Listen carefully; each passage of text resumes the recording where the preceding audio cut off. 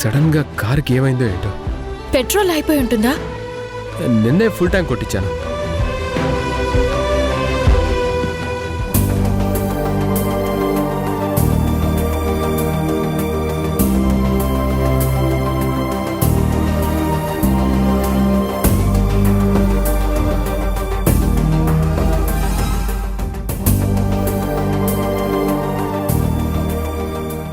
ఏదో పెద్ద రిపేర్ లాగే ఉంది. అయ్యో, మరిప్పుడు ఎలా? ఎవరైనా మెకానిక్కి కాల్ చేస్తాను.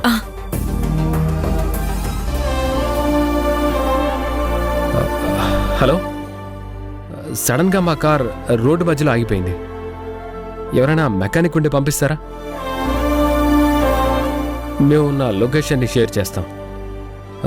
మెకానిక్ని కొంచెం వెంటనే పంపించండి please. Thank you so much. ఏమండి, మీరు ఆఫీస్కి కూడా వెళ్ళాలన్నారు, మధ్యలో ఇలా అయిందేంటి? లేట్ అయితే పర్వాలేదా? ఇవాళ ఆఫీస్కి అమూల్య ఫ్రెండ్ చందు వస్తా అన్నాడు. పిఏగా అతనికి జాబ్ ఇస్తానని కూడా చెప్పాను. తప్పకుండా ఇవ్వండి. ఆ రోజు చూశారు కదా, చందు చాలా చురుకైనవాడు. ఈ మెకానిక్ ఎప్పుడు వస్తాడో ఏంటో, అప్పటిదాకా వెయిట్ చేయక తప్పదు మరి.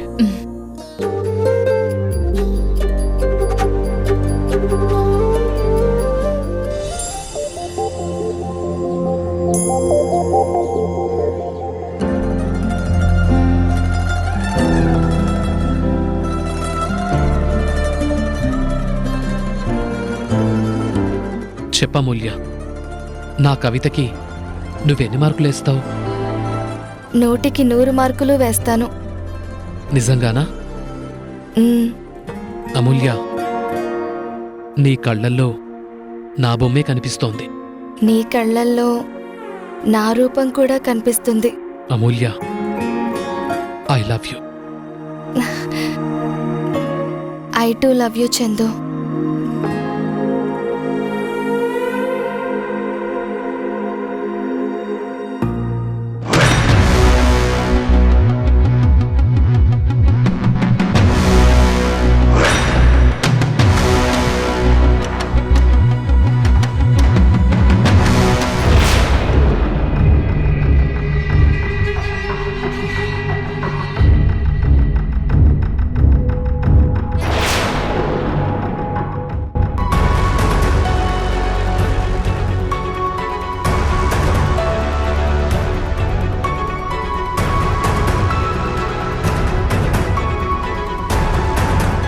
వదినా, తను చందు నా ఫ్రెండ్. ఫ్రెండ్ అయితే ఆఫీస్కి ఎందుకు తీసుకొచ్చావు? అన్నయ్య మన ఆఫీసులో చందుకి పిఏగా జాబ్ ఇచ్చాడు. ఈ రోజే జాయిన్ అవ్వమన్నాడు. వాట్? మీ అన్నయ్య ఆ మనిషిని పిఏగా తీసుకుంటానన్నాడా? తీసుకుంటాను అనడం కాదు, ఆల్రెడీ తీసుకున్నాడు. చందు ఈ రోజే జాబ్లో జాయిన్ అవుతున్నాడు. చూడమూల్య, ఫ్రెండ్షిప్ని అంతవరకే ఉంచితే బాగుంటుంది. ముక్కు మొహం తెలియని వాళ్ళకి జాబ్ ఇవ్వడం కరెక్ట్ కాదు. వదినా, చందు ముక్కు మొహం తెలియనోడు కాదు. తనెవరో, తన సిన్సియారిటీ ఏంటో రామన్నయ్యకి, మా అమ్మకి, నాన్నకి, తాతయ్యకి కూడా తెలుసు. మా అమ్మ రికమెండ్ చేస్తేనే రామన్నయ్య చందుకి జాబ్ ఇచ్చాడు. ఓహో, నాకు తెలియకుండా చాలానే జరిగిందన్నమాట. వదినా, నువ్వేమైనా అనుకో, చందుకి జాబ్ కన్ఫర్మ్. ఆ మాట నువ్వు కాదు, మీ అన్నయ్య చెప్పాలి. అయితే మేము అన్నయ్య వచ్చే వరకు వెయిట్ చేస్తాం. Amulya, this is not waiting room. మీరు ఇక్కడే ఉంటే ఆఫీస్ వర్క్ డిస్టర్బ్ అవుతుంది. Please wait outside. వెళ్ళండి. అన్నయ్య రమ్మన్నందుకే చందు వచ్చాడు. తను జాబ్లో జాయిన్ అయ్యాకే నేను వెళ్తాను. పద చందు.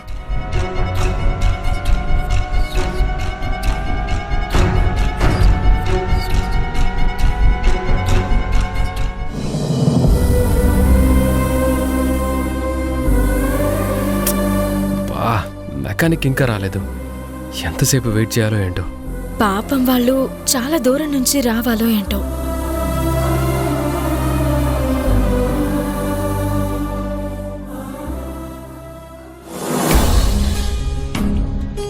సీత, వాళ్ళు వచ్చేలోగా మనం టీ తాగుదాం. పదండి.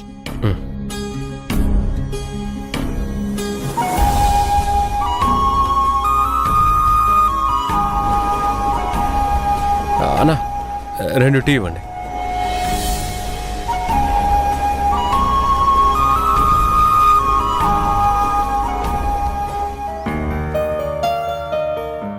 సీత, ఇక్కడ సడన్గా ఇలా ఆగి మనం టీ తాగుతామని అనుకున్నావా? ఉహుం. మన జీవితంలో అనుకోనివి జరగడమే డెస్టినీ అని ఆదిత్య మనతో ఎప్పుడు చెప్పేవాడు. ఆ దేవుడు వాడి డెస్టినీని ఎలా డిసైడ్ చేశాడో ఏంటో. ఆ పాపు ఇక్కడే. ఆ సార్ పంపించిన లొకేషన్ ఇదే. అయితే ట్రబుల్ ఇచ్చిన కార్ ఇదే అనుకుంటా సార్.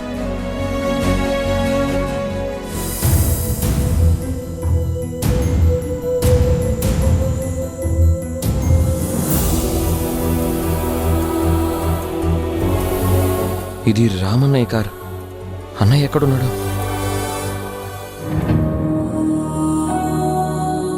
ఫోన్ చేసిన ఆ సార్ ఎక్కడున్నాడు? హలో మాస్టరు, మనం వచ్చింది కార్ రిపేర్ చేయడానికి. దానికి ఆ సార్ ఎందుకు? కీస్ ఉంటే చాలు కదా. ఉన్నాయో లేదో నేను చూస్తాను, ఉండండి.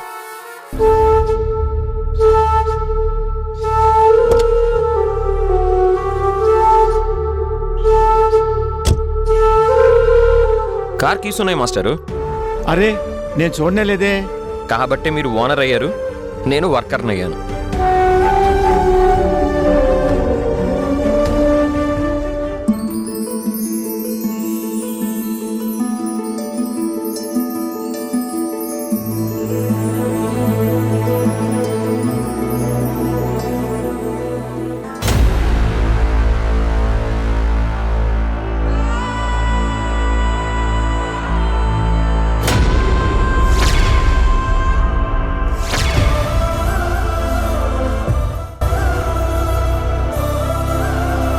నేను లక్ష్మణుడు లాంటి వాడినండి.